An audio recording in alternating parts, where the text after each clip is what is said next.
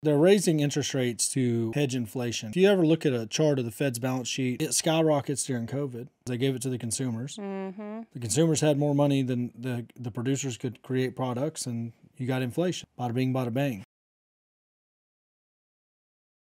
Do you hear a lot about the credit lines that the men are using in their increased interest rates? Yes, which the cash buying market is what's kind of freaking everybody out right now with that bank closure.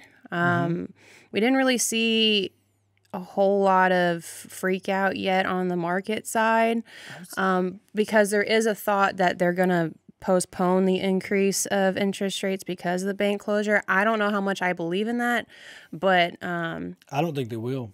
I don't think they will either. But here's the thing: like they're raising interest rates to hedge inflation because of the Fed's balance sheet. But if you ever look at a chart of the Fed's balance sheet, and we looked at this yesterday, it skyrockets during COVID because they gave a bunch of money to the consumers. They didn't give it to the producers. They gave it to the consumers. The consumers had more money than the producers could create products, and you got inflation. Bada bing, bada bang. So now the Fed's trying to lower their balance sheet, but they'll never get it back down. They'll never get it back down. And so, you know, some interest rates being raised is okay. But like right now, I mean, I don't know how somebody that produces beef that's paying a higher interest rate, that's got a higher input cost, is going to lower their prices to the consumer. And so the beef prices will continue to go up. And I assume every other industry in ag, any other crop, also goes on a credit line. I don't know how many of those guys are cash.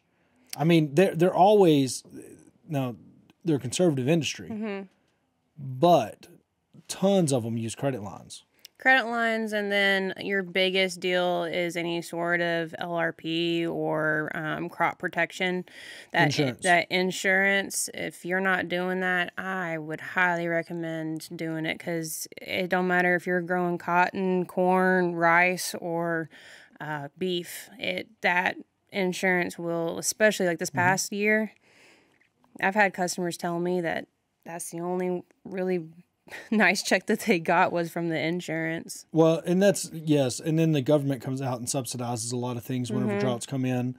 I don't know. I don't know how any of that stuff works. I just know some guys around town get some pretty big checks from the government when there's a drought, and which is kind of ironic. But the part of that is important is to have a country, you have to have a stable food supply.